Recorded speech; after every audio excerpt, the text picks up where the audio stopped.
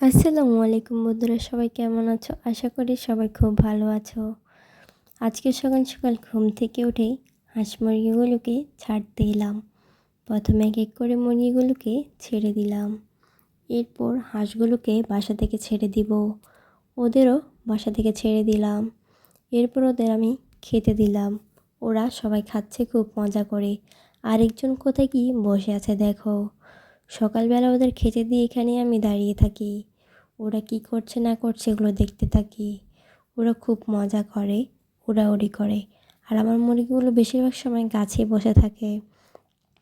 আর আমার হাঁসগুলো সকালবেলা এভাবে উড়াউড়ি করে। আমি শুনেছি চীনা হাঁস নাকি উড়ে এক জায়গা থেকে অন্য জায়গায় চলে যায়।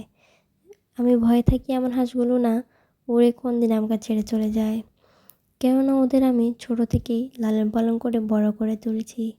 ওরা আমাকে ছেড়ে চলে গেলে আমি সত্যি খুব কষ্ট পাবো। তবে আমি আশা করি ওরা আমাকে ছেড়ে যাবে না। আমি মনে করি মানুষের থেকে পশু পাখিগুলো আমাদের খুব বেশি আপন, হাজার গুণে মানুষের থেকে ভালো। এরা কখনো আমাদের দুঃখ দেয় না। এরা আমাদের মনে করে আমরা তাদের মা বাবা, আর আমরা এদেরকে নিজেদের সন্তানের মতো করেই লালন পালন করে বড় করে তুলি। সকালবেলা এখানে এসে সময় কাটাতে ওদের সাথে ভালো লাগে।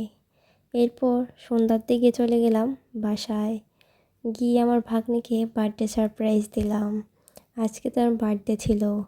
ভেবেছিল আমি মনে রাখিনি, কিন্তু সময় করে আর সকালের দিকে আসতে পারিনি। তাই সন্ধ্যার দিকে এলাম কেক নিয়ে। সে খুবই খুশি। হঠাৎ করে যাওয়াতে তেমন কোনো আয়োজন করা হয়নি। গিয়ে তাকে সারপ্রাইজ দিলাম।